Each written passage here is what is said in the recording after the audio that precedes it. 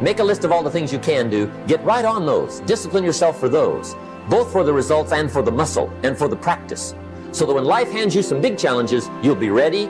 But see, if you don't handle the small ones, you can't take care of the big ones.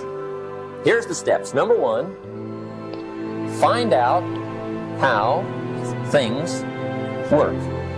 The first key to doing better is find out. To change your life, really, you need ideas. There isn't anything an idea can't change. And Schoaf taught me the major problem is lack of an idea, not a problem.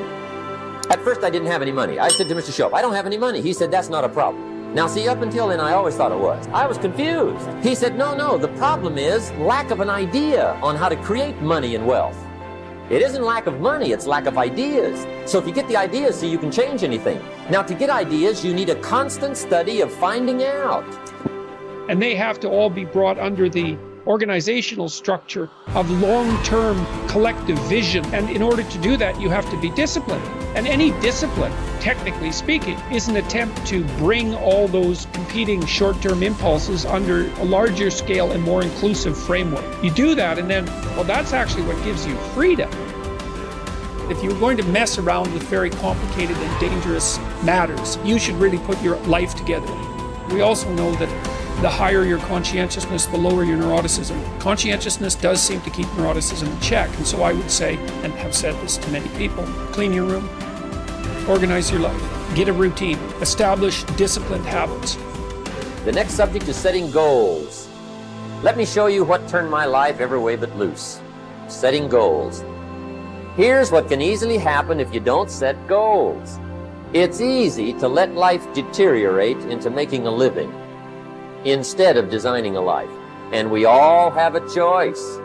Make a living or design a life. It's easy to get trapped by economic necessity. But the best advice I can give you on how to break out of that trap is to learn how to set goals. Mr. Schoaf put it to me this way. He said, Jim, if you had enough reasons, you could do the most incredible things. If you have enough reasons. Write down your why. What are you doing this for in life? Your why should be something so big that it changes the whole outlook on how things are with you and your purpose. Think about your passion. Think about your opportunities. And that's how you find your purpose. When that why meets up with your passion, your opportunity, your purpose, then you'll find out.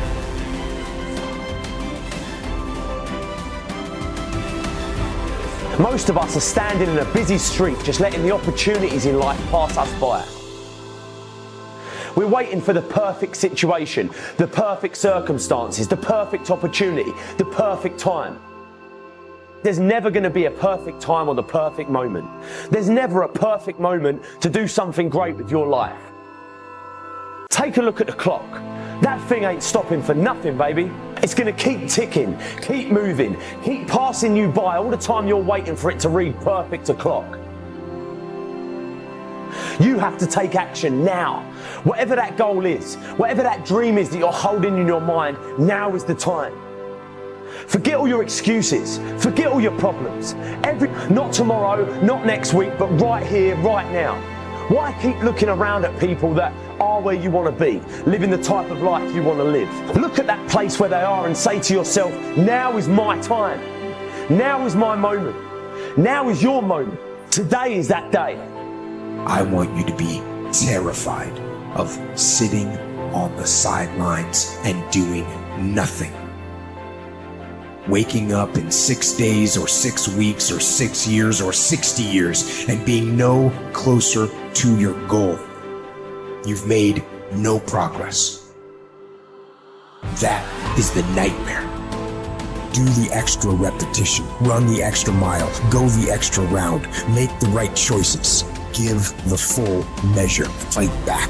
Go down swinging. Give every day everything you've got. Embed that long-term goal in your mind. Burn it into your soul. I got here not because I'm the strongest, not because I'm the fastest, not because I'm the best. I never stopped fighting. It got harder and it got harder, and it seemed the further I climbed, the harder it got. But I didn't stop, I didn't quit. I just kept fighting and fighting and fighting. Think about it, write about it, talk about it, hang it up on your wall, but most important, do something about it every day. Every day, do something that moves you toward that goal, that keeps that goal alive and in sight and in focus. Do what you say, mean what you say, follow through for something for one time in your life. One time.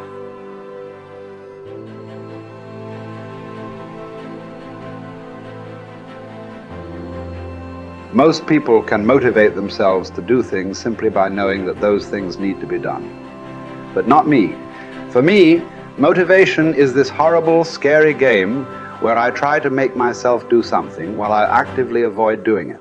If I win, I have to do something I don't want to do. And if I lose, I'm one step closer to ruining my entire life. And I never know whether I'm going to win or lose until the last second. Temperance is not deprivation, but command of oneself physically, mentally, spiritually. Demanding the best of oneself even when no one is looking, even when allowed less. It takes courage to live this way.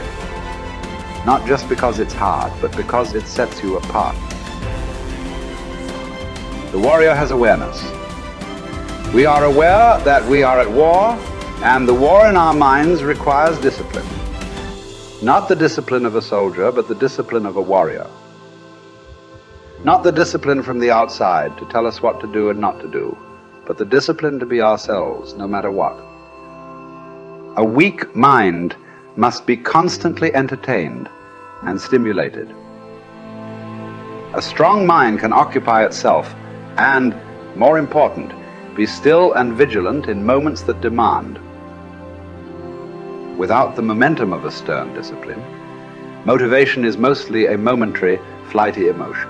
For it works best under the supervision of discipline, but can serve as not only an ally, but also an enemy, because in anything that requires your self-discipline, whether going to church, going to classes, going to workouts, going through trainings, completing jobs, reading books, living well, eating healthily, studying, practicing something, the more times you skip, the more relaxed and motivated you'll become about skipping. And the next thing you know, you've quit your fight altogether. Or put in short, the more you skip, the more you'll skip until you've quit. Maybe then you'll see that motivation bears its fruits when watered by discipline, but it spoils when not. We don't need accomplishments to feel good or to be good enough. What do we need? The truth. Not much. Some food and water. Work that we can challenge ourselves with. A calm mind in the midst of adversity. Sleep. A solid routine, a cause we are committed to. Something we're getting better at. Everything else is extra. Or worse, as history has shown countless times, the source of our painful downfall. If the first step is just showing up, committing to doing something each day, then the next step is finding something to focus on getting better at each day. And in this, where cumulative improvement meets compounding returns, we can harness one of the most powerful forces on earth. Think about it. Most people don't even show up. Of the people who do, most don't really push themselves. So to show up and be disciplined about daily improvement, you are the rarest of the rare. Life is filled with all sorts of difficulties and challenges. Work will not always go well. But working out is in our control. It is a contained space in which the only potential obstacle is our determination and commitment. Swim. Lift weights. Train in jiu-jitsu. Take long walks. You can choose the means, but the method is a must. You must be active. Get your daily win. Treat the body rigorously, as Seneca tells us, so that it may not be disobedient to the mind. Because as you're building muscle, you're also building willpower. More important, you're building this willpower and strength while most people are not. The body, you must understand, is a metaphor. It's a training ground, a proving ground for the mind and the soul. What are you willing to put up with? What can you do without? What will you put yourself through? What can you produce with it? Only you know what it will look like to train in your art like a samurai, an Olympic athlete, a master in pursuit of excellence. Only you will know what you need to practice from morning until night, what to repeat 10,000 times. It won't be easy, but in that burden is also freedom and confidence.